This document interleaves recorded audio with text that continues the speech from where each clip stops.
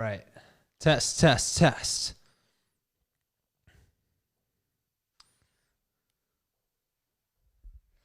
Hashtag raw dating advice. What is going on? We are officially live. Welcome to another episode of Raw Dating Advice. And it is Thursday night. And tonight we got a very interesting topic that I do want to talk about with you guys. And it's called the 7 actionable ways to prevent flaking and turn flaking into flirting and you know what that means. So here's the thing. So many guys, they struggle with getting ghosted these days. You know, I talk to guys in my inner circle. I talk to guys who are getting, commenting on YouTube videos. I get Instagram DMs from so many guys. And here's what seems to be like a major sticking point for a lot of people. And you can let me know if you've ever struggled with this sticking point yourself. And that is the concept of getting ghosted by a girl. All right. Let me know. Have you ever been ghosted by a girl? Chris, have you ever been ghosted by a girl personally? You have? Did you hear that? Yeah. I pressed the button. Yeah, because ghosted. Nobody wants to be ghosted. Yeah, that shit's scary. All right. So today, I want you guys to be able to prevent getting ghosted by girls, because getting ghosted, let's be honest, it sucks. You don't want to get ghosted by girls, and you don't want girls who flake on you, right? I know some of the girls that I've looked forward to going on dates with the most. We all hate getting that dreaded text like 1 or 2 hours before that says, hey, I got to cancel, last second plans, right? Flaking fucking sucks. All right. So that's why in today's live stream podcast, I want to give you guys 7 actionable ways to prevent flaking and turn that flaking into flirting and fucking. So let's get right into it. But as we're coming on, Chris, go ahead and toss me Let's do the never have I ever and the personal questions again. I liked the personal questions from last week. What did you guys think last week when we did the live personal questions or whatever? And also, Chris, are you on live? Is the audio okay? Let me know if you're listening in. How good is the audio? Can you hear me all right this second?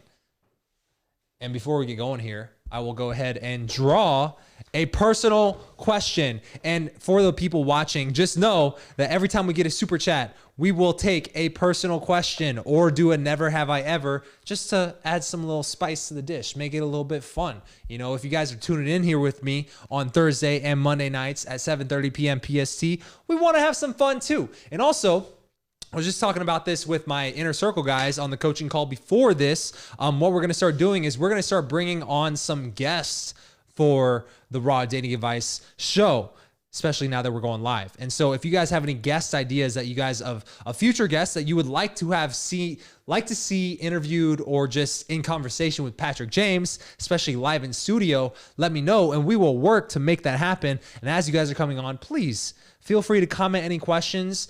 Even though we are talking about 7 actionable ways to prevent flaking and turn flaking into flirting and fucking, that is a mouthful, man.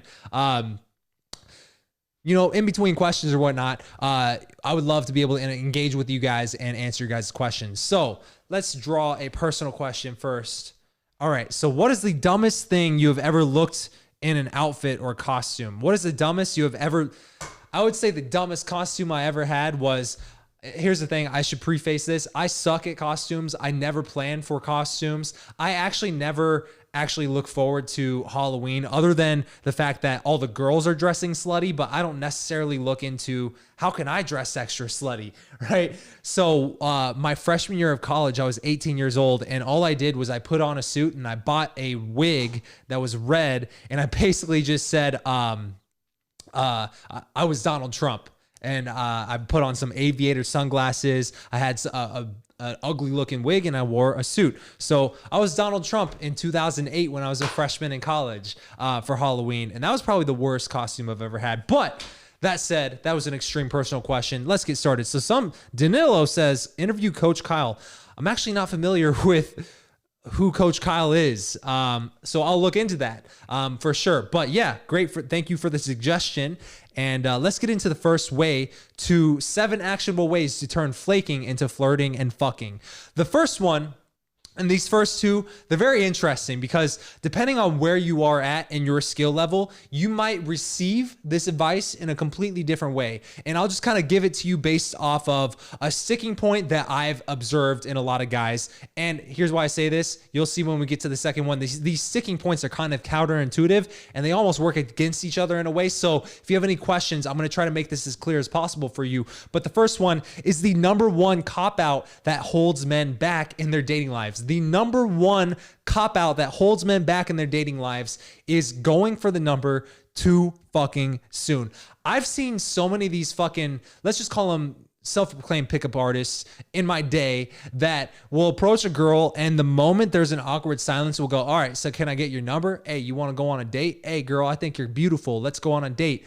And it's like, that's a cop out for people who don't have very much experience approaching women or actually just dealing with tension, right? And so the number one cop out that holds men back is they go for the number too soon. The moment they run into an awkward moment or an awkward silence, or they don't know what to say next, they go, all right, so can I get your number? Or they will, they'll go for the number, and then the moment that they get the phone number, they just dart out of there like it's fucking a bomb that's about to explode, right? And oftentimes, if you combine those two, where it's like, hey, the moment I get this girl's number, I'm gonna get out of this interaction before I fuck anything up or say anything wrong to make the number flaky, or I go for the number too soon because I don't know what to say next, and it kind of seems like right now we're at the highest point that I can foresee this interaction going towards, so I'm just gonna ask for the number here, just to save face. And just know, if you go for the number too soon, you're playing not to lose rather than playing to win. And what you don't want to be doing is just asking for the number as a cop out to get out of the interaction before you might fuck things up. All right. So that's what I have to say about that. Stop going for the number too soon. Here's what I would encourage you to do. Only get the number when you know that you are sold on this girl. Don't get the number for no reason, because here's the thing. Women are not dumb. They're smart. They know what's going on. They can feel the vibe of this interaction just as much as you can feel the vibe. And here's the thing. This is one of the first, I think I say this in my book, 107 Proven Ways to Get the Girl. And I actually just realized today, because of the Inner Circle coaching call, that the book is the same color as the cup that I've had in the last couple live streams. So for branding purposes, we're going to keep drinking margaritas out of orange cups. So here's the thing. If you're going for the number too soon, it's usually because it's a cop out. And what I would challenge you to do is only get the number of girls that you are sold on. So many guys are so easily sold on girls, but going back to the original point, if you feel awkward, she will feel awkward. One of the first laws of seduction that you need to learn is what you feel, she will also feel. This can work against you, but you can also use it to your advantage, which is a whole other conversation on its own. But if it works against you, when it's working against you, is especially those moments where you are feeling super fucking nervous. You're feeling nervous. You're tripping over your words. You're asking her for the number because you feel awkward. You don't know what to talk about next. But also, you're trying to front like you are more confident than you actually are, right? A lot of guys, they try to act alpha. They try to act masculine. They try to be not a beta male, right? Think about that. I don't want to be a beta male, so I'm going to act extra tough, right? Think about that mentality. I would say a guy who thinks of himself as a beta male, which I personally would never classify any of you guys who follow me as beta males. I would personally never think of anybody as a beta male, because beta male, like if you think about the definition, in our primal urges goes back to like the days of when we were hunter-gatherers, when we were cavemen. Who was the alpha of the pack? Who was the leader of the pack? Who wasn't?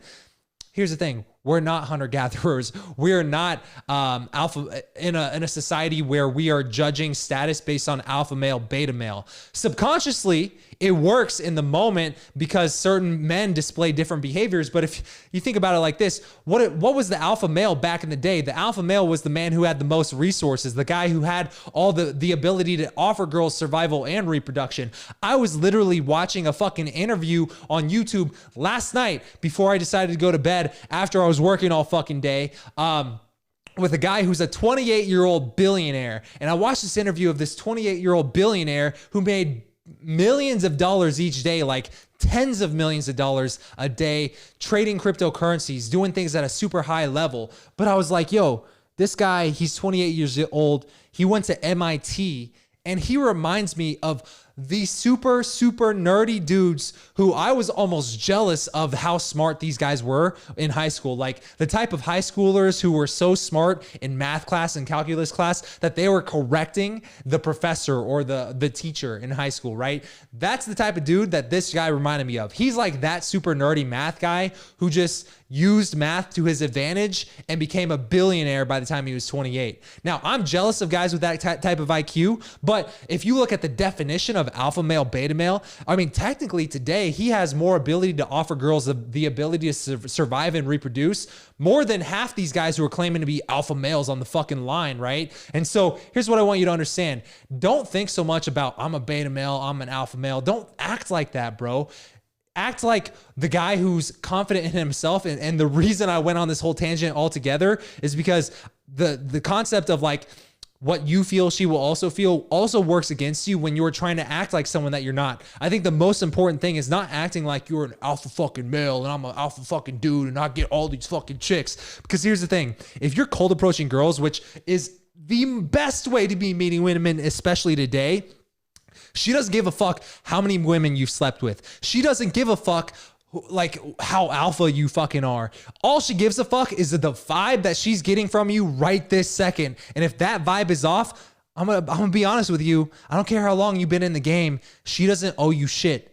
Women don't owe you a goddamn thing. And I think this is why so many guys go through phases and cycles of life where maybe they want to develop abundance with women. And then sometimes you go into empire building mode and you want to find your one ride or die queen who can help you build your mission and vision in life. Whatever phase you're in right now, just understand that if you're in the abundance phase, which I think every motherfucker should go through, every guy should learn game. Every guy should cold approach girls. Every guy should go through massive rejection and develop his social skills, his emotional intelligence, his ability to overcome shit tests, his ability to control his emotions in the moment, right? Especially going back to the first one, which is stop getting numbers as a way to cop out and get out of the interaction before you fuck things up too early, right?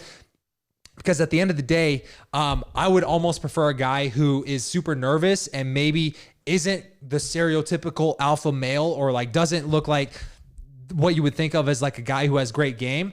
But if he's super congruent to that, he's going to get a better result more often than the person who's not. Here's what I mean. There's this book called Influence. It's written by Robert Cialdini. Speaking of, Robert Cialdini is a ex-professor. He might be retired by now, but he's a professor from Arizona State University, which is right down the street from me. So I might try to get this guy on the podcast soon. That would be a really fun interview. Anyways, he says in his book an example of like they took the same actor, if you will, and have you guys ever been to those like trade shows or like a grocery store where someone has like a Vitamix or like a big ass blender and they're like blending all these drinks, blending all these smoothies, and then they pass out samples and it's like a big show or whatever. And the goal is to basically put on a presentation that sells the blender to all the standard buy people or the people walking through the grocery store, right? But they did an experiment. And here was the experiment. One version of this experiment, in version A, the same guy had to do the same sales pitch for the blender and the same presentation, but it had to be flawless. He had to be super smooth talking. He had to be super on top of his game. And then the other time, and what they did was they tested sales against each other. The second round, he spilled the blender, the smoothie everywhere. He had to intentionally fuck up. And guess what? Who do you think made the most sales? Obviously, because I'm bringing up the point, you could probably think it's counterintuitive to what most guys would think. But the person who messed up was more relatable, and people felt almost more compassion and more empathy for that person, to where not only did people feel more like they knew, liked, and trusted him more, but they also bought more blenders from that guy, right? And so here's why I say this.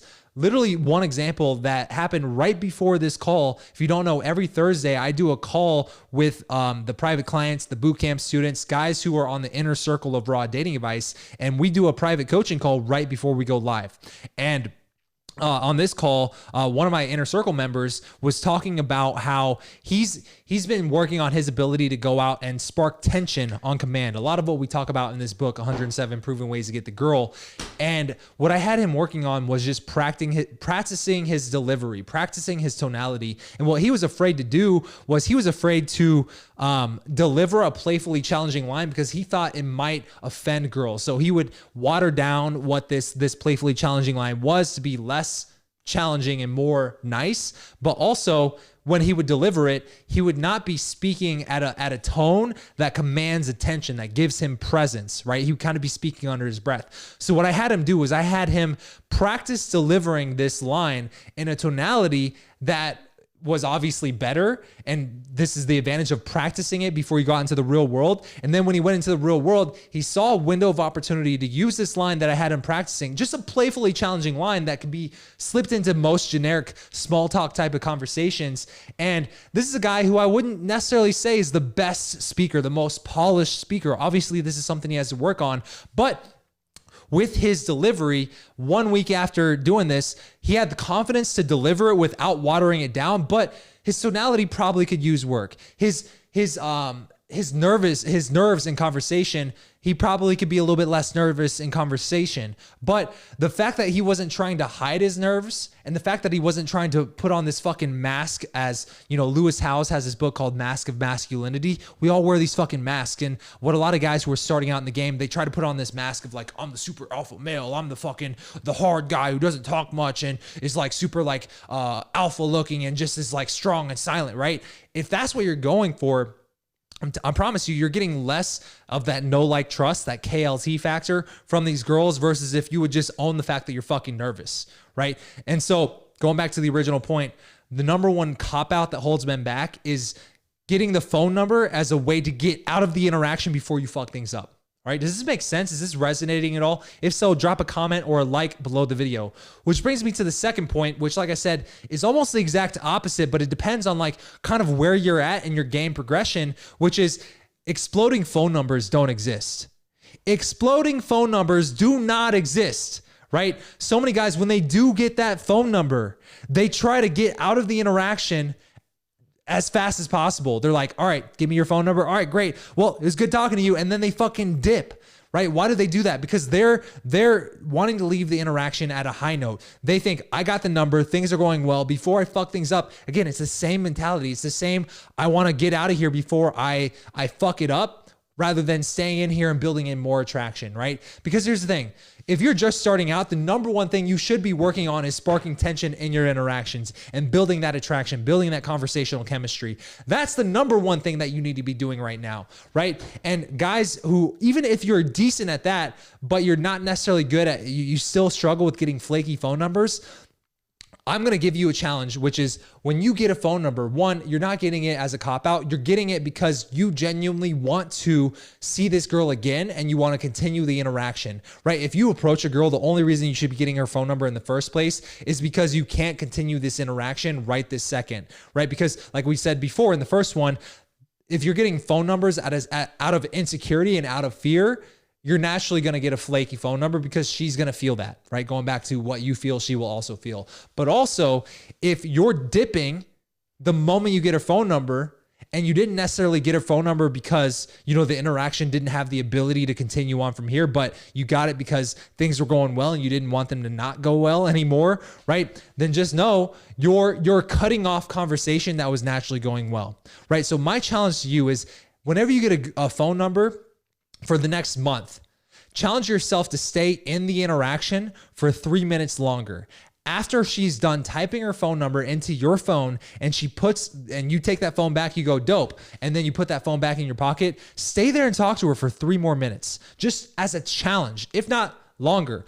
Oftentimes, as I've gotten better at game, what I've found is my most solid phone numbers are the girls where I was talking to them, the vibe was good. I used that conversational momentum as the opportunity to get her phone number then, right? And I got it at the high moment. But here's the line. Here's the magic line. Here, just in case we get separated, give me your phone number right now. That's it. Just in case you get separated, give me your phone number right now. You're actually a lot cooler than I thought you'd be.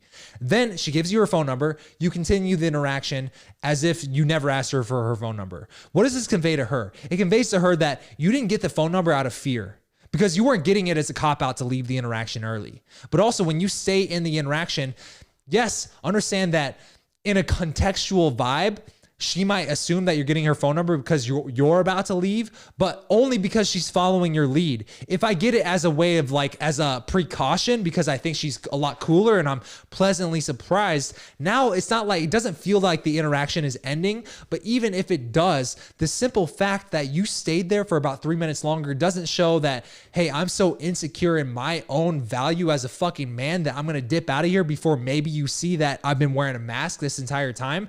But you actually use this as the moment to go back to attraction building. That's the perfect thing. Because if you think about contextually how these interactions play out, I talk about the 5 windows of opportunity, and just for the sake of example, I'm going to open up to chapter 69 in the book. I feel like we're in a church service right now. Everybody open your Bibles to chapter 69, which is called the 5 windows of opportunity.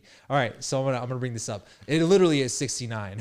And so I did that because I could remember 69 a lot better. It's the 5 windows of opportunity. And I have courses, and this is what I go over in my boot camps. I actually have a new boot camp I'm working on. It's called Women on Demand. And it's a virtual boot camp for you guys. It's really going to help build your skills around this entire framework over the next 90 days. But anyways, it goes, get her attention first. That's the first window of opportunity. Second is build that attraction, create that conversational tension. Third, build connection with her, that KLT factor, that know, like, trust factor. Fourth, isolate, get her to a place where sex could possibly occur. And then fifth is escalate, physical escalation. Now, do they always have to happen in exactly that order? Oftentimes, the better your game gets, the more you kind of internalize these concepts, the more it's going to kind of feel like all of these kind of fit in together because you're naturally kind of working your way through these windows of opportunity. But as a general structure, as a general framework, that's how it goes, right?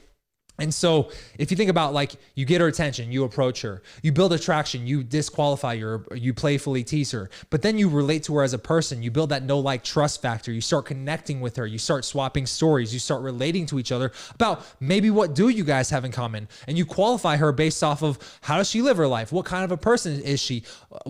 Is this the type of person that you want to potentially talk to further and bring into your life?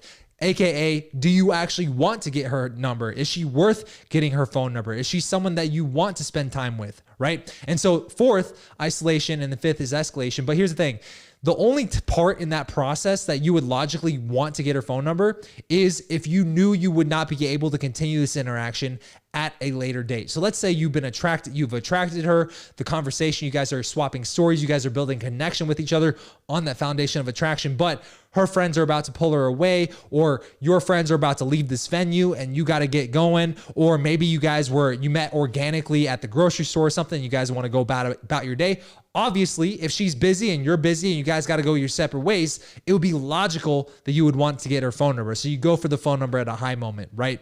But exploding phone numbers do not exist. So don't just go, all right, I got the phone number. All right, peace out. Use that as the moment to almost take a step backwards and build more attraction. So if you went banter, attraction based, I'm disqualifying you, I'm teasing you, it's fun, it's playful, you're laughing a lot, right? And then you start connecting with her, and so the vibe kind of goes down as far as the sparking attraction.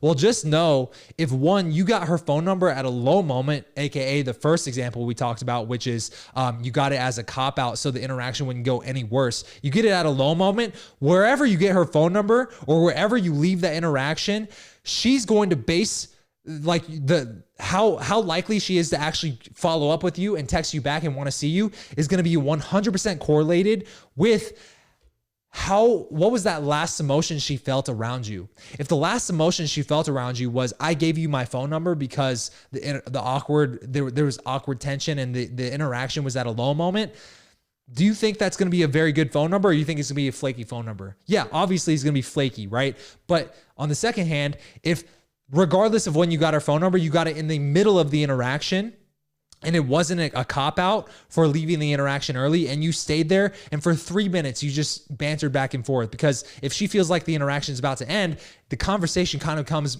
becomes more surface level. And that's where you can really start sparking more attraction again. You can playfully tease her, right? And so go back to the banter type of conversation and then end the interaction on that high note, right? And now that's the last emotion she felt around you, was just that ping of attraction. And now when she sees your phone number pop up on her phone screen, is she more likely or less likely to text you back if the last emotion she felt around you was attraction? Obviously more likely, right? And so my challenge to you is stay in set, all right? Stay in there and just spark more attraction for the last 3 minutes, and just stay there for at least 3 minutes longer after you get her phone number. And just, here's the magical line. Just in case we get separated, hey, give me your phone number right now. You're actually a lot cooler than I thought you'd be, right? Now that comes from a phase of like, I'm qualifying you, I'm the buyer in this interaction, and I'm not using it as a cop-out. Does that make sense? All right. So let's get to another never have I ever before we get to the third point. All right. Chris, pick a card, any card.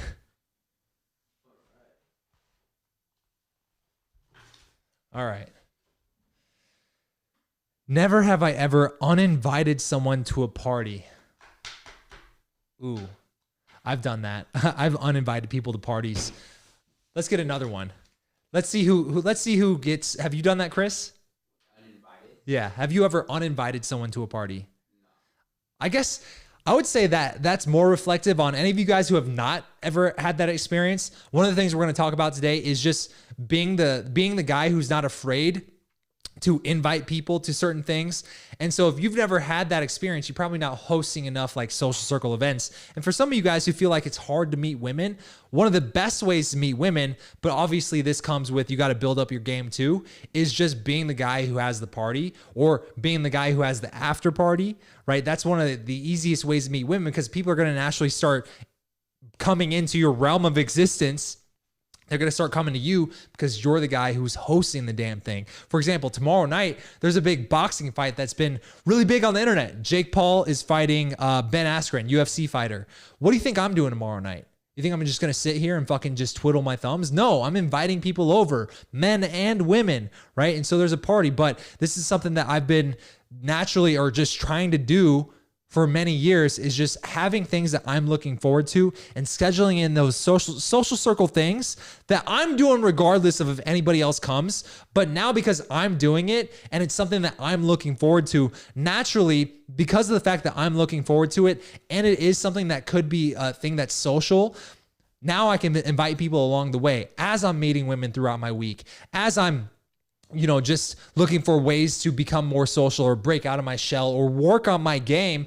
I can invite people to these things along the way. And regardless of if they come or not, I'm still going to be doing that. So that means it's literally a win-win for you. It's win-win because now you have something that you're inviting people to along the way. What does that say about you as a fucking man, that you have things you're looking forward to outside of just like, sitting in your mom's fucking basement, right? You have things that are going on. You have things that you're looking forward to. You're the guy who's offering social value because you're inviting her along the way. And if other people are coming too, now that's pre-selection, that's social proof that makes you look better, right? And it makes a lot of the things that we're talking about in these videos a lot easier for you to do, because a guy who has a lot of things going on in his life is less likely to get flaked on, because there's more things for a woman to latch onto that she likes about you, right? But if you're bringing one thing to the moment, which is one interaction, you have nothing else to offer, right? Then obviously it's a lot more likely that you're going to get flaked on. And even worse than that, if your interaction was super awkward and you have nothing going on in your life, well, let's start working on some of these things so you start bringing more social value to the interactions, regardless of if this interaction goes well or not. Does that make sense? If that makes sense, drop a like or give me a comment, especially if you're on the replay. Let's draw another card, Chris. Never have I ever. These brings up like good tangents and stuff. Never have I ever had sex in an office. I've not done that, but I have had sex with girls that worked in the same office as me. And that's a whole different story. So let's get into the third one, and let me know, what do you guys think about this so far? Have you guys ever made any of the mistakes that we've talked about up to this point? All right. So,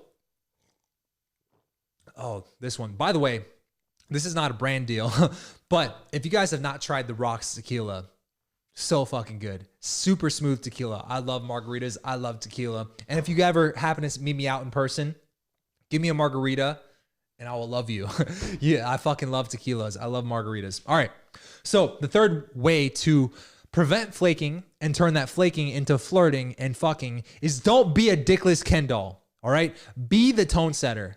Here's what I mean. So many guys have super platonic conversations and interactions with women. And more importantly, there's zero man to woman intent. There is zero, hey, I'm only talking to you because I'm interested in you as a viable sexual option for me. And maybe if this goes well, if we have chemistry, I might like you enough to bring you into my life. There's none of that vibe going on. It's a very data seeking conversation, meaning like, where are you from? What do you do? What's your major? It's like very forgettable shit. You got to give her something to latch onto. But the best thing that for someone to latch onto, especially a woman, is her emotion of attraction for you. I call it an emotion of attraction because what a lot of guys don't necessarily understand, and something I dive deep on super in this book with, this is literally the handbook on how to attract women, right? This is an entire book written on the entire concept of creating conversational tension and sparking traction with the women, with girls in conversation. But here's the thing, attraction is not a choice. This is David Data used to say this all the fucking time. That's one of his quotes from like the early 2000s. Attraction is not a choice. Well, I'm going to expand on it right now. Attraction is an emotion. And just like if you're feeling anxious or depressed or happy or euphoric or angry or pissed off, doesn't matter. Oftentimes emotions take external stimuli that you respond to. Now, how you act depending on your emotions is completely up to you, and becoming in control of your emotions is a lifelong pursuit, right? But that said, emotions are like biological suggestions. They're not commands, right? But emotions themselves, you don't necessarily have 100% control over the fact that you want to feel that emotion or not. And oftentimes, if you feel like I need to control my emotions and you're trying to resist the fact that you're pissed off or anxious about something, Osho says this in his book, what you resist persists, right? So if you try to resist an emotion, it's going to persist for even longer. It's often going to grow. But here's the thing. This is why it's a double-edged sword, and this is why it's so fucking amazing, is because attraction is not a choice simply because it is an emotion. And what causes that emotion to happen is the external simulation of your fucking high value man who's not afraid to disqualify, who's not afraid to playfully tease, who's not afraid to spark conversational tension in a way that gives her the emotion of attraction. And here's the secret, guys.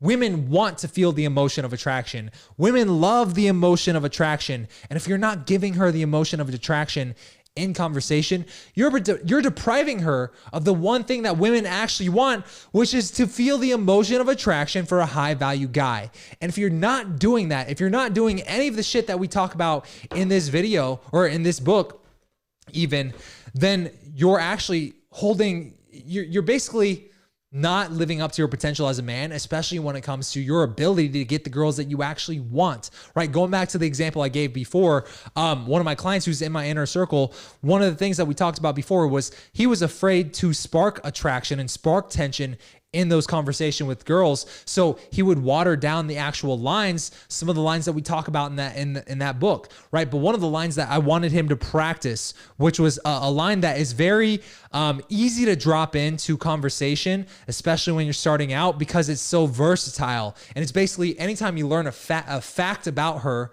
you basically just say, oh, you're a girl from Texas, or, oh, you like cats, or, oh, you're into grilled cheese sandwiches. Like, oh, we could never be together. And you practice the delivery of that and you practice the timing of that in conversation. We could never be together. Learn a certain fact, use that fact as the reason why you guys can never be together.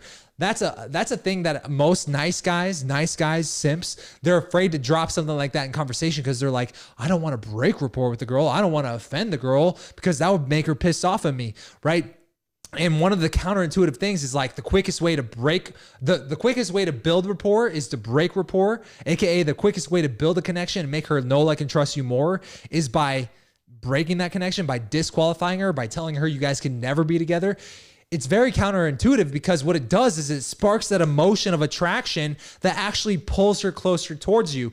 And the mind-blowing fact, the reason why this is a relevant example is because right before this call, he had a success for him, a win, which was he went out and he actually, rather than watering it down after practicing the delivery for a little bit, he actually chose to just deliver it the moment that it made sense in conversation. And he said it actually gave him a big paradigm shifting moment because these girls responded positively to it. Whereas his paradigm before was girls would be offended by something that I said like this, right? And so the moment that you're afraid, you experience that women, the quickest way to build rapport is by breaking rapport.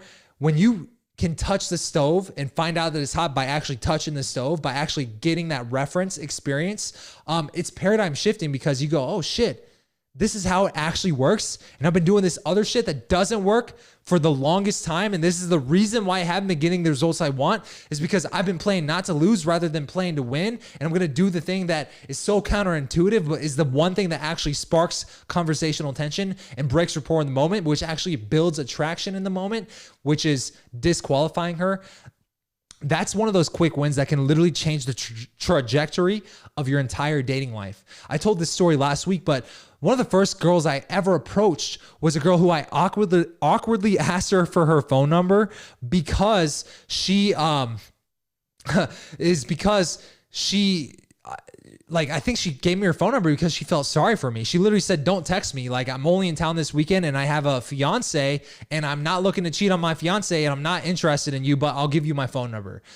She literally gave me her phone number because she felt sorry for me, right? In retrospect, I'm like, oh yeah, she felt sorry for me. That's why she gave me her phone number. But that was the first girl I ever approached.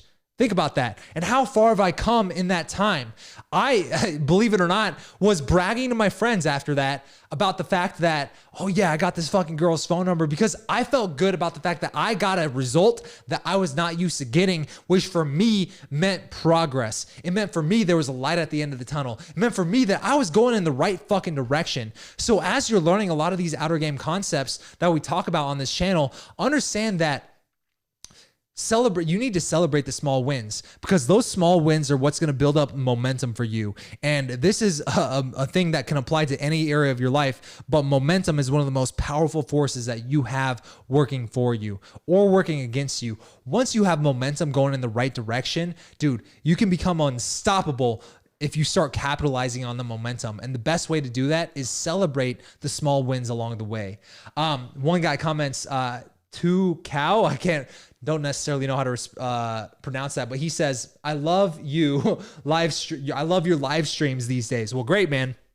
We're going to be going live every single week on Mondays and Thursday nights. So feel free to definitely join us as we come on. And just know we've literally started this in the last 2 weeks, right? So if you like it now, imagine where it's going to be when we are, 2 years into this and we're constantly tweaking and making these better, making these more entertaining, making these more value packed, figuring out ways to where this is like a thing that serves you the most efficiently. That's what I'm most looking forward to, is not where we're at now, but where we can go. And I think that's a good opportunity for you to relate that learning lesson and that mentality back to your dating life. Don't judge yourself and don't identify where you're at currently at this moment, right? Where can you be 5 years from now, right? Most people underestimate what they can do in 1 year and they overestimate what they can do in 5, right? So if you have ever thought about for yourself, what's a good 5-year goal for me? Where do I want to be in my life? First off, if you've never thought that, go back and watch last week's live stream from last Monday at this point, from earlier this week on Monday, because we talked about a lot about goal setting and the mentality behind goal setting. But listen, man, if you've never thought about where you want to go, then how the fuck are you supposed to improve, right? You should have a vision for what you're moving towards. But that said, remember, most people greatly underestimate what they can accomplish in 5 years, and they greatly overestimate what they can accomplish in 1, right? And so understand that where you're at now is not who you are. And naturally, for you to grow, you're going to have to do actions that are uncomfortable, that are outside of your comfort zone, that don't seem quite in character for you. Going back to the example of the guy who is in my inner circle, who had that big win for him, which was being able to use a playfully challenging line in a way that women actually responded positively to. Well, before, his paradigm was, if I say this line, women will get offended, right? So for him to even go through the mental stuff he had to go through to even take action on something that got him a better result, he had to take an action that he had, one, not done in the past, but two, was not used to doing in the past as well. So for you to grow, for you to become that 2.0 version of you, or that guy who is 5 years down the road, for you to grow into that person, you're going to naturally have to become someone that you're not currently, right? So I guess that's just one of those things to keep in mind as you start progressing. So let's get into the fourth actionable way to turn flaking into flirting and fucking, and that is to indirectly stay on her radar. Indirectly stay on her radar, right? The way you indirectly stay on any girl's radar and actually turn a phone number into something that's not a flaky phone number, but a girl who is looking forward to meeting up with you, who is excited about the idea of actually coming into your life, is being a guy who actually has a life that women want to become a part of, right? And this is one of those challenging ones for a lot of guys, especially if you're starting out. Now here's the thing. There's guys who are working on their game, and that might be you as well, where maybe you have a social life, maybe you have a lot of friends, but you're not quite sure how to bridge the gap, right? And so one of the things is, if that's you, pay attention to a lot of the stuff that we talk about the mentality around of what actually attracts women and what do women actually respond to, which is creating conversational tension. But secondly, if you are working on this area of your life and you want to have less flaky phone numbers, well, have a better social media presence that shows a lot of those slices of your life that women might actually be interested in. And it doesn't always have to be like, maybe you have like that frat boy lifestyle, the fuck boy lifestyle, where you're going out to clubs every Thursday, Friday night, and you have these big parties. You don't have to be that type of guy who just to get girls.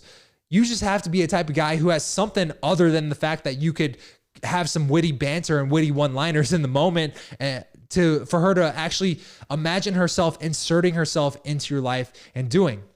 For example, in Arizona, this is like almost a meme at this point, but there's so many hiking places in Arizona that every guy in Arizona on like Tinder and Bumble has that like stereotypical, like, here's me hiking on Devil's Bridge, or here's me in Sedona, right? But because that's classical and stereotypical in Arizona, I mean, I would say arguably it's better than not having that, because it gives her a slice of something that you do outside of just approaching women, or something that you do outside of the one conversation she's had with you that she can imagine herself doing with you potentially in the future, right? If you love sushi, post the fact that you're grabbing sushi on a Friday night. If you love hiking, take a picture of you fucking hiking. Post Instagram stories of you walking on the hiking trail. If you like playing basketball, post a picture of you playing basketball, right? Give people something to latch onto into your life by not flying so under the radar on your social media. So many people message me questions on Instagram, on Facebook, on email. But here's the thing. A lot of these people, I would say arguably half of these guys, don't even have a profile picture on their social media. They're fucking flying under the radar. Think about, where does that phrase fly under the radar even come from in the first place? Well, if you think about it, the phrase fly under the radar comes from planes that are trying to fly low enough to where they're not getting picked up by radar, which is sketchy in itself, because why are you trying to fly low enough to where you're not getting picked up under the radar? It's because you're doing some sketchy shit. You're like smuggling drugs and shit, right? And so if you're trying to fly under the radar, like, what kind of sketchy shit are you doing? And even if you're not doing any sketchy shit, maybe you just don't have a thriving social life. What vibe is that giving to a girl who maybe you're trying to slide into her DMs? Or maybe you approached her and she looks you up on the internet, which I promise you, every girl who's actually interested in you is, whether she wants to admit it or not, looking you up to some degree on social media. Like, if you're not getting enough matches, or maybe your matches online are not turning into dates, well, do you have your Instagram connected to these accounts? And if you do, what does your Instagram fucking look like? Does it look like you posted 5 years ago and that was the last time you approached? Do you have a profile picture? Is every picture of yours you in a group to where I don't even know who the fuck you are, right? These are things to consider. Stop trying so hard to fly under the radar in social media, because that just conveys to everybody else who's not you, like, either you have a life that I'm not interested in inserting myself into, or two, What sketchy shit are you trying to fucking do? What are you trying to hide, man? Like, even myself, my personal Instagram has a lot of dating advice, right? However, that's better than having a profile where there's one post that was posted 4 years ago and there's zero profile picture, right? This is like, if you're gonna message me and you don't even have a profile picture, I'm not even gonna fucking read your question most likely, because like, dude, like, how are you supposed to attract girls and actually bring girls into your life when you don't even have a profile picture, or you, even worse, you don't even use your fucking real name on social media, right? And so these are just different things to consider. But how do you indirectly stay on a girl's radar? Treat your social media as a way that you're marketing yourself, right? We talk like a lot of dating advice these days revolves around online dating profiles, and that's a whole other topic for a whole other day. However, if you think about what kind of pictures would make a girl attracted to you on an online dating profile, but you haven't carried that mentality over to your online profile, your Instagram profile, your Facebook profile, then understand that you're working against yourself if you're putting the same amount of effort into your online profile, but not your actual social media, right? And here's the thing. So many guys try to resist the fact that social media does play a role. But listen, man, it's 2021. The whole world is going digital. This is the future, whether you want to admit it or not. The number one way to stand out is to actually be the guy who's not afraid to approach girls and create these organic interactions in person. But then the second way is to keep girls interested in you by having a cool lifestyle that she's looking forward to, that she can see herself wanting to become a part of. And the easiest first action step for any guy watching this to really start taking action with this stuff is to start having things that you're putting on your fucking calendar, that you go out of your way to think, what do I want to look forward to doing this week that I can invite people to along the way? For me, perfect example. Tomorrow there's a boxing match. I've been looking into the hype and the pre-fight interviews and press conferences. So I'm going to watch the fight regardless. Now I'm going to also invite my friends, their girlfriends.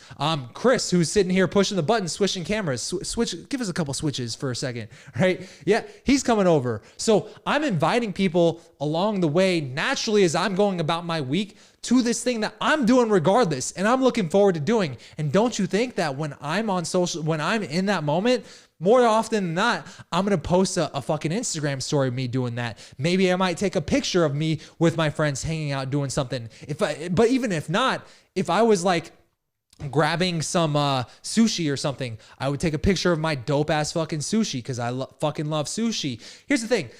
I've reached out to girls organically and gotten dates and gotten these girls to want to meet up with me in person because I'm latching on to things that they're posting about, right? If a girl sends me a Snapchat or an Instagram story, or even if she doesn't send it to me, but she uploads an Instagram story of her at a place grabbing sushi, or at a place like maybe she's like playing with a puppy, I can respond like, how do you know I fucking love puppies so much? Like, have you been stalking me lately? And it's just like a fun, like one-liner that I can respond to her story with. But now it's starting an organic conversation in this online realm to where it shows that we're on each other's radars indirectly, right? So it works both ways, I guess, is the point I'm trying to get at here. But if you haven't really considered, how am I marketing myself online?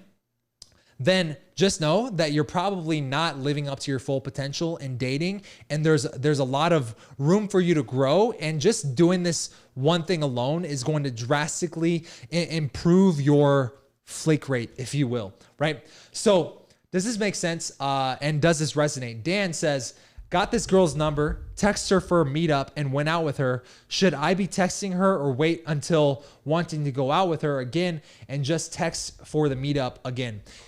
We're about to get to this, actually, I would say getting to this next, which is a great segue into the next point, which is the fastest way to get ghosted is to annoy her. And the best and the number one way that men annoy women is by over texting or by using texting as like a way that it's not meant for, right? And so here's the thing. Number one thing I want you to realize is, depending on how long you've been dating this girl or how long you've been interacting with this girl, how long she's been in your funnel, your marketing funnel, for lack of a better term, how long has she been in your realm? How long have you guys been indirectly on each other's radars, right? That's one thing to consider. But secondly, the only reason that you should be texting a girl before you've slept with her, or let's say before 3 to 5 dates in, is actually see her again in person, right? Anything other than that, it's actually probably working against you. Like if you're building too much connection and rapport, too much of that KLT factor, the know, like, trust factor, over text, well, you're working against yourself, because that's obviously something that needs to be built on the foundation of attraction. And based off of what we talked about so far today, attraction is something that you're building up in person. It can't really happen online, because if you're doing it purely online, well, she's getting that validation, that emotion of attraction, which is, like we said before, what women actually want. She's getting that without having to put in any work to get it. She's getting that without having to go out of her way to meet up with you in person. And so if she's getting the attraction and the know, like, trust, the connection building over text, then you're texting her too much, and you need to stop doing that and kind of give her the attraction, the banter over text, but then use that as like the tension, like the just the tip. You know, girls want just the tip. You give her just the tip to make her want the entire shaft, right? Give her just the tip over text, so she wants to meet up with you in person. Like that's the carrot you're dangling on the string for her to want, the incentive for her to want to see you and be in person. And so this brings me to my answer for you, Dan, which is the simplest way to think about this for any girl that you haven't slept with yet, or any girl who you haven't been on 3 to 5 dates with yet, or just like 3 to 5 times that you've gone from texting to hanging out one-on-one. That is the 1 invite per girl per week rule. 1 invite per girl per week rule. All right. So this just means that if I have, let's say this weekend I go out, I meet 5 girls, I get 5 phone numbers. Or, you know, let's say in the last month, I've gotten 5 phone numbers, depending on where you're at in your dating life, right? Well, now you have 5 numbers that you can be working to meet up with these girls potentially in the future, right? And so for me, that early on, let's say I'm at the same phase in dating with all 5 of these girls. I've met them. There's a good solid base of attraction. Maybe I did the things that we've talked about in this video to where it's a number set up for success. Well, if I'm inviting this girl out to one thing that I'm looking forward to doing on Tuesday or Thursday night, and she says no, or she can't make it, but then later that week I invite her to something I'm doing on Friday or Saturday, right? Then now it's like, it's too much, right? It's too needy. And it almost implies like, it almost works against you in a subconscious way, because it implies that you don't have a lot of other options, or it implies that you doing those things dependent on her saying yes or not saying yes. And so that's why I think it's crucial that, one, regardless of what you invite these girls to do, you're going to be doing it yourself regardless, right? And so I think this also flies in the face of the paradigm of like what is acceptable to do on a first date. A lot of guys want to grab dinner and drinks. Cut the dinner, just go for a drink, right? Because I'm going to be grabbing a drink on Thursday or Friday night regardless of if you come with me or not. Because if I want to go grab drinks, if I'm not going with a girl, I'm going to meet girls. If I want to go with a girl, I'm going to try to explore that chemistry with a girl. And it doesn't have to be drinks. It could be any number of things, but just for the sake of example. And so 1 invite per girl per week rule. Now here's another thing, which brings me to the next one. My next point, which is the 6th way, or the 5th way. Let me see. 1, 2, 3, 4. Yeah, it'll be the 5th way. Is the parallel. And before we get to that, I would say on the concept of inviting girls out on dates, your best option for date nights, I would say, is usually not going to be a Friday or Saturday night, right? If you're inviting girls out on a Friday or Saturday night, especially if you're trying to do things like a dinner fucking date, just know that most girls work throughout the week. Even if you have a job or a lifestyle to where your schedule is kind of up to you, most girls, the majority of girls, work Monday through Friday. And because of that, what is the classical mentality of someone who works Monday through Friday when Thursday or Friday night rolls around? What do you think that is, Chris? That's the time to go out with friends. They're trying to go out. They have plans. Right? So if your plans depend on her saying yes to your plans of inviting her out for a date on Friday, Saturday night, what does that convey to her about what were you planning on doing on Friday night if you hadn't invited her out on a date? Right? It means that subconsciously it implies, hey, maybe this guy doesn't necessarily have that much of a social life. So just for the simple fact that it might work against you if your only times that you're inviting girls out or on Friday or Saturday nights is like just for the simple fact that it could work against you, you should be striving to want to hang out with girls one-on-one on Sunday through Thursday night. Here's the argument for that. Because, like I said, the majority of girls are working Monday through Friday. If she's one of those girls, this definitely applies to you. Yes, obviously there's exceptions. We can get to that in a second. But if a girl's willing to go out of her way to meet up with you on a Sunday night or a Thursday night or a Tuesday night, what does that say about her interest level in you? Obviously, it means that she's at least interested in you enough to go out of her way on a work week or a work night to want to see you. It means there's already an underlying level of attraction there. And again, if you hear that and your first instinct is, well, I don't want to depend on just there already being an underlying level of attraction for her to want to meet up with me, then what you're mentally trying to do is play not to lose rather than playing to win. You're not going for the high quality leads. You're going for whatever will fucking take you, right? You want to be striving for high quality phone numbers, high quality leads. Does that also mean that she's a fucking Sports Illustrated swimsuit model? No, I'm talking about high quality for you. Quality in your definition is different than my quality definition, right? But it's what is high quality for you? And part of what goes into what is a quality lead for you is what is the type of girl who's actually willing to hang out with me and go out of her way to do that, right? And so also, on the other note, what are you mostly doing on Monday nights? Probably nothing. You go to work, you go to the gym, you make dinner, but other than that, you're probably just chillaxing. Maybe you're watching some fucking TV. So if you ain't doing goddamn shit, what do you think she's doing on a Monday night? Right? So obviously she has her schedule open because she's not planning for Monday night. She's planning for Friday, Saturday night. But secondly, she's already not doing anything most likely. And secondly, if she's willing to take that time that she's not doing anything and actually meet up with you, that's a lot of positive things that already go in there, right? Especially if you're already planning an event or something that you are willing to do throughout the week that you're already looking forward to. That's a perfect thing for you to invite her along the way. And it doesn't have to be, hey, I'm grabbing drinks. Hey, I'm throwing this fucking party. It can be. That's obviously like the lowest hanging fruit, but it could be, hey, my favorite author is coming to Barnes & Noble and they're doing a book signing. You want to come with me? This is something I'm looking forward to. I love this author. Now, if you're going there regardless and you invite her along the way, you can go on a walk up and down the aisles of Barnes & Noble. You can talk about the types of books that you're interested in, the types of books that she's interested in.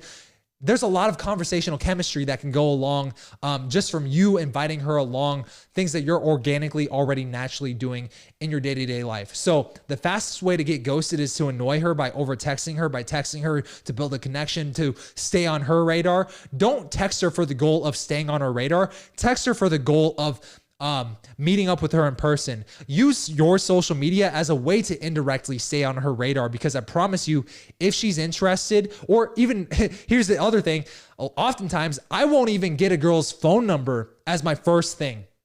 Kind of going back to what we were talking about earlier, the only reason I'm getting a girl's phone number is because I know that this interaction is not going to be conducive to me right this second going through all 5 windows of opportunity, ending with isolation and escalation, meaning that sex can occur and we're getting physical with each other, right? So if you can't isolate or escalate in this current environment, then logically it would make sense for, I'm going to plan to get her phone number just in case we get separated and the interaction has to end now. But logically, like, if you're not doing anything and she's not doing anything, then you don't have to get her phone number in that moment. But more often than not, just as a way to hedge my bets, Richard Branson always talks about in his book, Screw It, Let's Do It. Great read, by the way.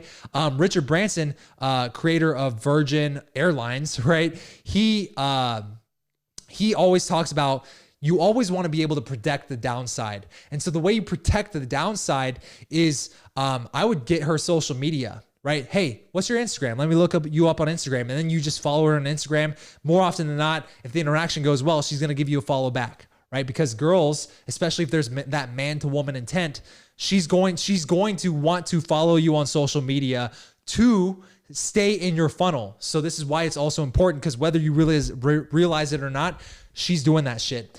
And so I think I lost my train of thought. But shout out to Josh for the $5 super chat. My profile is weak on social media. Any quick tips on making it awesome? You rock, and I got all your stuff. Keep being awesome. Thank you, Josh. Well, the first thing I would say is your profile, the Assassin's Creed profile picture. I don't even know if that is Assassin's Creed, but if it is, I mean, hey, that's cool, but who's that going to impress? Who are you trying to impress here with that social media profile picture?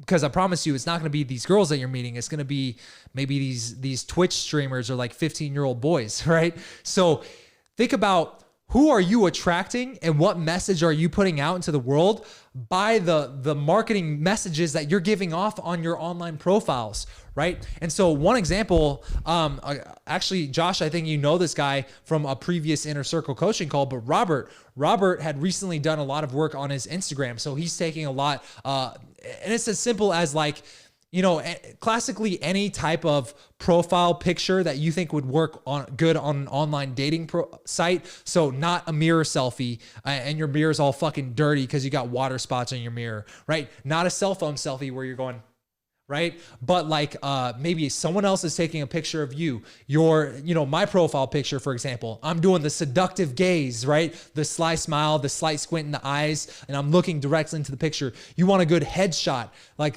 so looking into your pictures is the first place I would start with your social media. What kind of pictures do you have? What kind of activities are you doing, right? One of the guys who encouraged me to become a dating coach and really drop out of dental school, you guys may or may not have heard of this guy. He's pretty big on TikTok. His name is Jason Capital. Well, 5-6 years ago, I met Jason Capital in Las Vegas, and he knew that I wasn't totally into the dentistry side of my life, and he encouraged me to take my skills in dating and become a dating coach, right? And so for him, this is just an example. One of the things that subconsciously he's always done in the way that he markets himself is he talks about sweet potato fries. So he's like, I love sweet potato fries. And that's one of my things. I love sweet potato fries. Another thing is like, his thing is like, I love Robert Downey Jr. and Iron Man is my fucking favorite Marvel character. Dan Locke is another one of these guys. Dan Locke, he also latches onto the whole Iron Man. Like,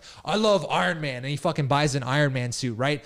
So think about like, what are like the 3 first things that someone thinks about you when they think about you as a brand, right? So when I think about Dan Locke, he's intentionally inserted Iron Man into his brand. Jason Capital has intentionally inserted the fact that he loves sweet potato fries into his brand. I have intentionally inserted the fact that I love cold approaching women. I love dogs, and I'm allergic to cats. I love tequilas and margaritas into my brand. These are like little aspects of my personality that people can latch onto. And when someone thinks about like, what is Patrick James? What does he think about? What kind of a person he is he? What are the things that you point out? Well, maybe one of the things that you might point out is, I don't know, he loves drinking margaritas while he's live every Thursday night, right? That's part of my brand. So think about, what is your personal brand? And so if you're thinking about when you think about yourself as a brand, now you get more clarity on like, how are people perceiving my brand? What kind of things come up to them when they think about, who am I as a person? Oh yeah, this guy grabs sushi every Friday night with his buddies, or this guy plays poker with his boys every Tuesday night, right? Or he's going golfing on every Sunday. Well, if you follow me on social media, you would know that I've been going golfing every Sunday for the last few weeks. Eventually that could become part of my brand. But if a girl's like super into golf, don't you think that's something that she could latch on to? Yeah, obviously. Or if a girl's like totally against working out and I'm going hiking and I'm at the gym 24/7, do you think that girl's going to be naturally wanting to come towards me, or naturally like, I don't know about this guy? So these are things that you want to think about. And here's the best part. When you start thinking about yourself as a personal brand, you think about, what kind of pictures do I have? And what does that convey about me as a person, right? Another thing that I remember, Josh, I think I actually did do this, was when you started buying, investing in some of our upper level courses, I looked at your Facebook profile, and I remember I saw a profile picture of you. You were like a DJ, right? And so that's something that I go, yo, that should be a profile picture rather than this Assassin's Creed, because that's something I can latch onto. Oh, this guy's a DJ. To women, you're a DJ, you have social value instantly, right? Instantly you have social value. Another thing is, and you know this, you subconsciously know this, but it's like, so that's the first thing I would go is the pictures are the lowest hanging fruit. The other thing is like, what is my personal brand? What are the things that I do on a daily or weekly basis that other people would be able to naturally latch onto? And then the third aspect is a great personal brand is a brand that, is not afraid to polarize. And what I say by that is so many guys are so afraid to not break rapport. So many guys are so afraid to push women away from them that they play not to lose rather than playing to win. And because of that, they're not very polarizing, right? And so because they're not very polarizing, they don't really stand out that much. They're kind of just middle of the road, right? So if you're too afraid to offend, but you're also not ever offensive, right? So you're somewhere in the middle. Well, that's like not memorable if you're in the middle. It's like a bell curve. You want to be, I would rather be the guy who stands out on either end of the spectrum. I either offend too much or I don't offend enough. That's just one example, right? But going back to your personal brand, if you're like, for example, you're someone who likes to work out a lot and you eat super healthy, but you're afraid to post that on social media because you don't want to repel the girls who don't work out a lot, well, then just know that you are not commanding enough attention onto you because your brand is too middle of the road. It's too like, it's for lack of a better term, forgettable, right? When you become not afraid to polarize, now something interesting happens. Naturally, the people who don't vibe with you, the women who are not into working out, if you're super into working out and eating healthy, that's just one example. Those women are going to naturally polarize themselves away from you. But the women who really do vibe with that lifestyle, the people who are essentially in your clique, for lack of a better term, they're going to naturally want to gravitate more towards you because you are two people within the same tribe of people who love to work out. Example, CrossFitters. Every CrossFitter has to tell you about the fact that they're into CrossFit, right? Every CrossFitter also identifies with the fact that they are CrossFitters. So instantly, if you're thinking about like, okay, well, what is my brand? Well, what types of women will be drawn to guys just because of the fact that they're into CrossFit? Women who are into CrossFit, because it's something they're so passionate about. And so simply because of your branding being in line with who they are, they're going to naturally be drawn to that, right? For some reason, and think about it like this. For some reason, whether you realize it or not, you vibe with Raw Dating Advice because on some level, my story connects with your story. If you and I didn't relate on any level at all, or if there was nothing about my personal brand that you could relate to on some degree, then you would not be polarized towards Raw Dating Advice. You would be polarized away from it, or it would become a very forgettable brand for you, right? And so I think more often than not, just to kind of ping off your question here, the best thing I would do is think about what is your profile picture? And what is your personal brand? What are the 2 or 3 things that if a girl was just kind of passively watching your Instagram stories week in and week out, what are the 2 or 3 things that she would instantly remember about you? So those are the things that I would start with and then elaborate on that. If you want more clarity, if you want my help, then shoot me a DM on Instagram. And this is a good point to point out. I have been secretly behind the scenes. I have a couple of things I also want to talk about as more ways to prevent flaking and turn it into flirting and fucking. But behind the scenes, I've been secretly working on a new project called Women on Demand. And at the moment, I am currently looking for a few more beta testers. So if you're watching the replay right now, or if you're watching live and you're interested in hearing more about Women on Demand, basically, this is my 90-day blueprint, almost like a 90-day reboot for your dating life to really help you build up your skills from the ground up and really level up your ability to meet women on command and create chemistry on command with girls in everyday organic situations. And it's really going to take you from wherever you're at now. It doesn't matter your age or experience level, but it's about if you are a guy who for some reason was plucked out of your current environment and taken to another environment and dropped there, would you be able to, within a day or two, have systems set up to where you have girls and dates lined up, but also it's so natural for you because you can meet these women on command and create that chemistry out of thin air to where you can have these social circle events. You can have this social proof of the social online presence that you build with your social media, right? So if if you are interested in this, if this is sounding like something that piques your interest and you want to be able to really recreate this for yourself over the next 90 days, I'm looking for 5 more beta testers.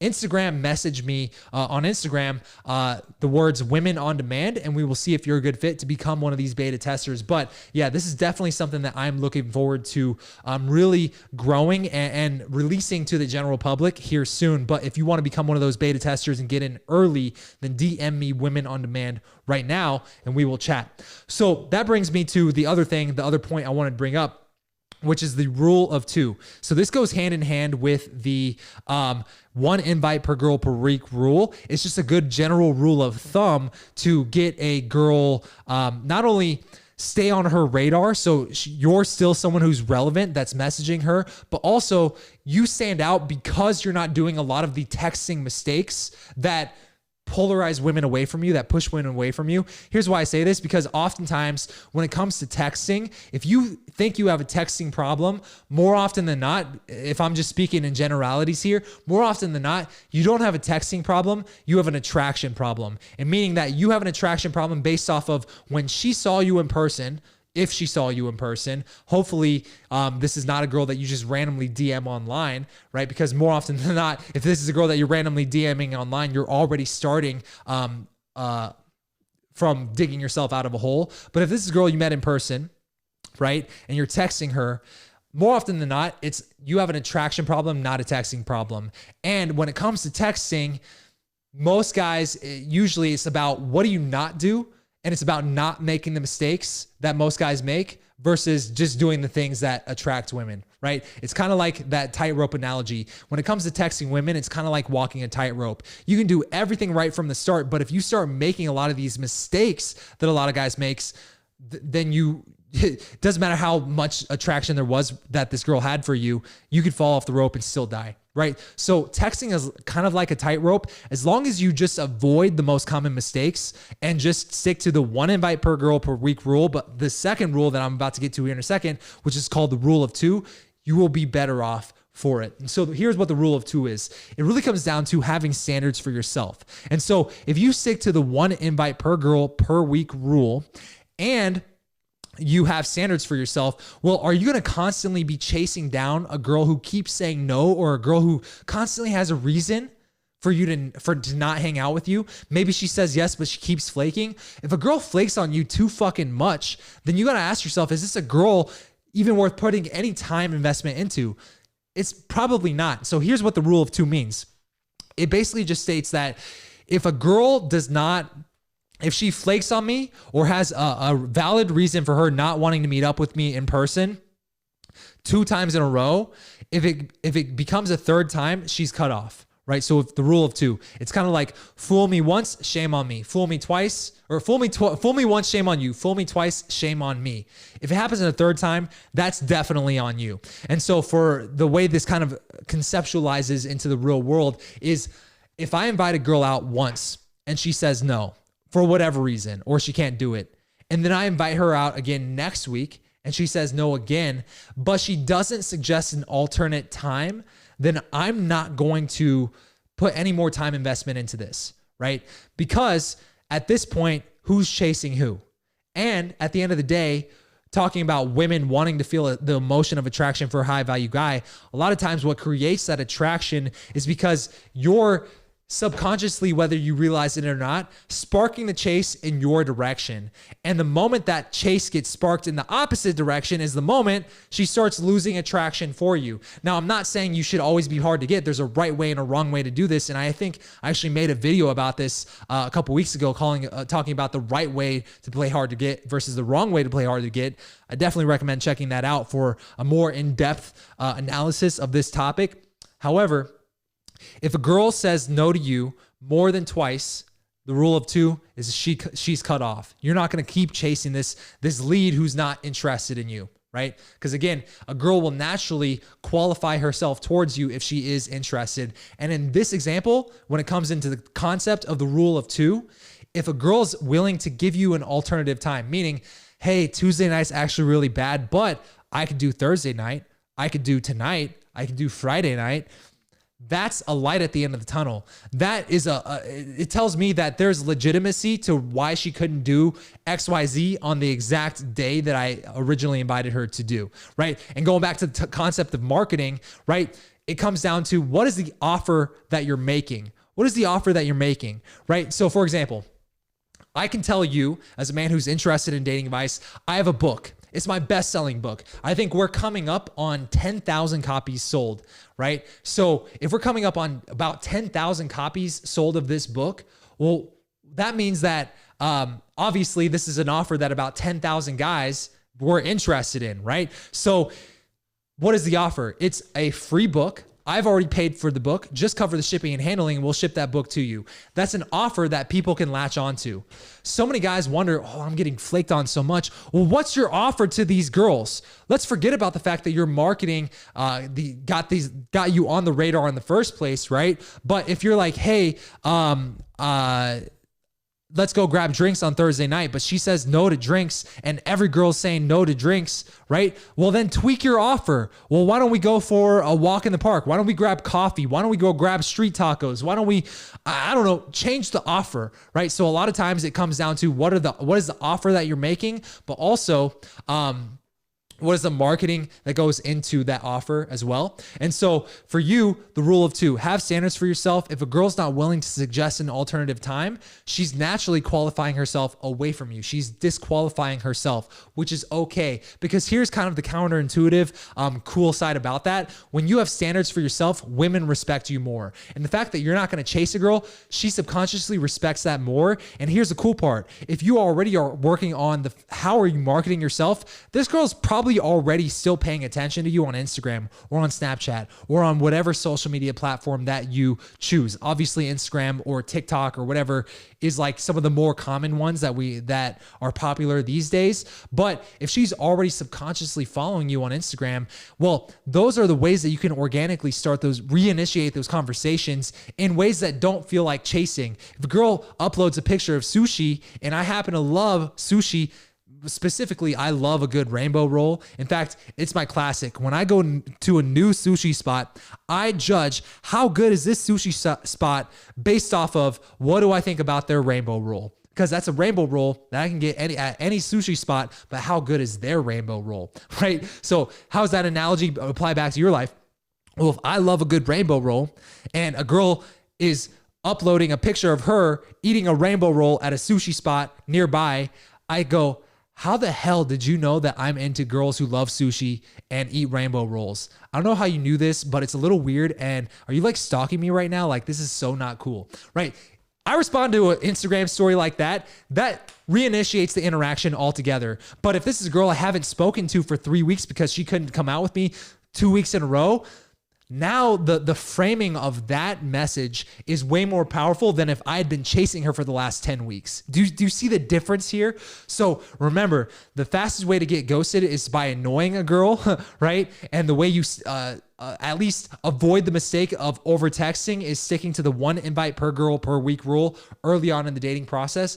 That's the first thing I would say. Second thing, rule of two, having standards for yourself makes women respect you more. And if a girl's not willing to suggest an alternative time and she, for whatever reason, she flakes 2 weeks in a row, she's done, right? Now she's just on your general funnel of girls who happen to follow you on Instagram. Now here's the cool part.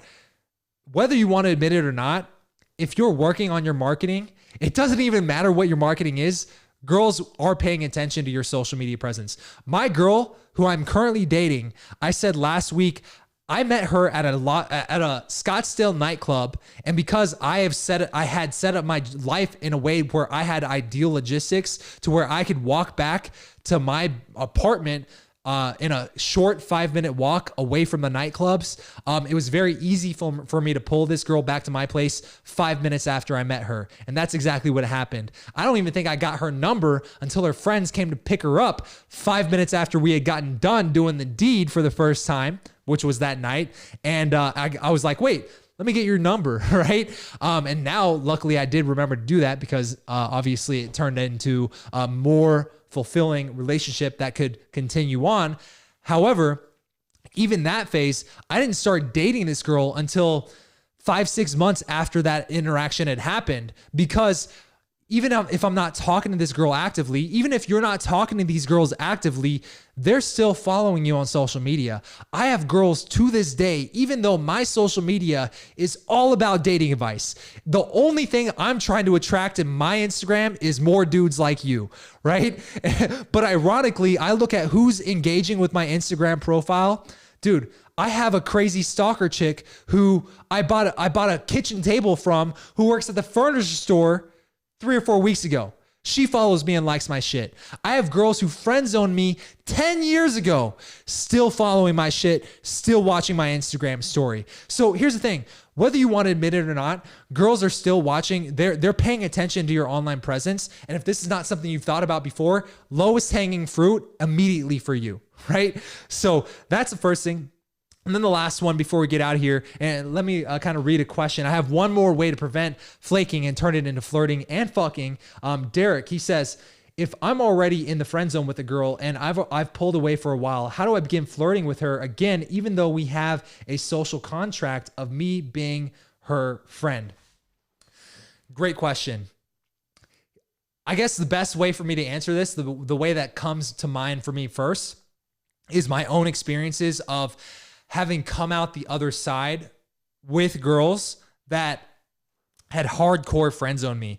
One of the things I don't talk about quite often on this channel is how some of these interactions that panned out that inspired me to get into learning dating advice, and eventually becoming a dating coach, which is what you're watching right now, which is the 2 girls who originally crushed my heart, like 2 in a row, to where it's like the first one, it hurt, and it really hurt, and it like led me to an all-time low. But then the second one in a row after that, it made me commit to myself that this was never going to happen to me again, right? This was a do or die moment for me, right? And so obviously I'd come out the other side. Both of these girls have still followed me on Instagram and have sent me DMs within the last like year. You know, how crazy is that, right?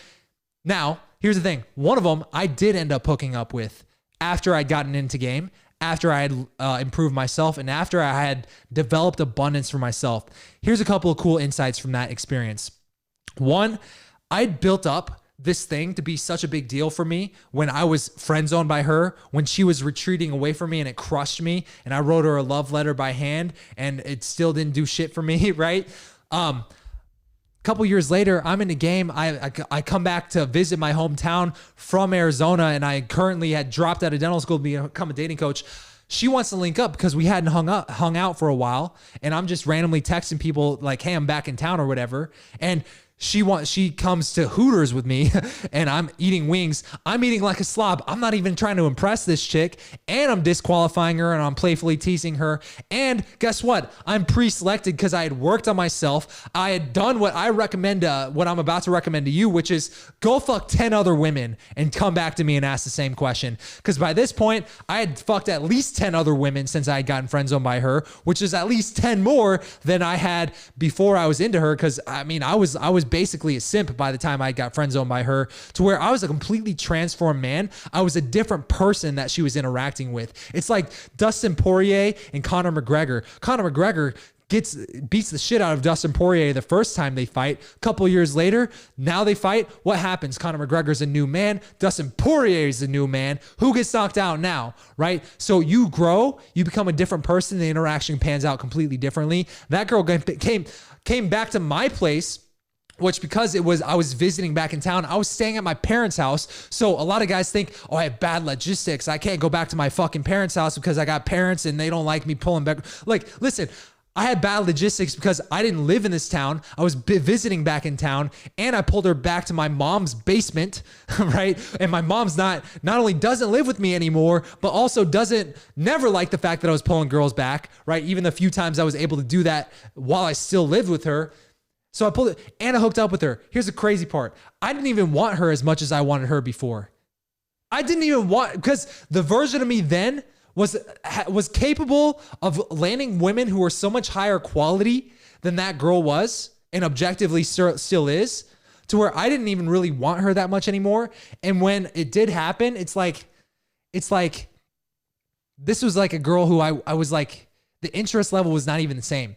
And here's why I say this is because right now, I know it seems like you want this girl. Right now, I know it seems like this girl is everything to you.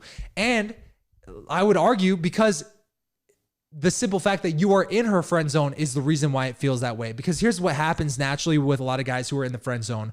One, they're in the friend zone because they don't have enough abundance and pre-selection to where it's natural to where you were the type of guy that she would want to be chasing. And for whatever reason, there's something that you did that flew in the face of everything I teach up to this point that led her to her friend zoning you. What that is, I don't know. I'd have to talk to you a little bit more and get to know more about the context of your situation. But the fact of the matter is you're in the friend zone. She's retreating away from you. And it's human nature for you as a human to want something that's retreating away from you. If everything's going good and there's a vibe and you guys are flirting around with each other, the moment she pulls away, the moment you want her more. I see this pattern happening with so many guys only because it's happened to me. That's why I can spot it out so fucking easily, right? And so just know you want her more because human nature. She's retreating away from you. She's a more scarce commodity. Therefore, you want it more. Don't you see how if you were just that, if the roles were reversed, she would naturally want you more because that's human nature?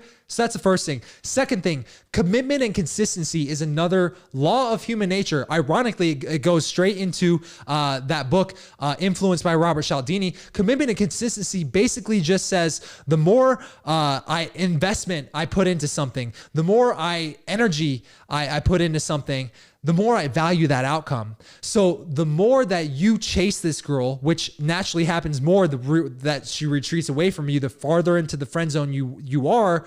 It's like Bobby Rio always calls it emotional quicksand, right? The more into her friend zone you are, the further in you fall into her friend zone like quicksand because the more emotionally reactive you are to the situation, right? So that's because of commitment and consistency. It's like the fact that she's retreating away from you puts you in the quicksand. What sucks you into the quicksand is your emotions, right? And so what often gives guys the emotions is like the mental movies of what could potentially happen if you wrote her that love letter, if you did the big romantic gesture, if you chased her even harder, if you did this big, bold move that somehow flipped the tides into your direction.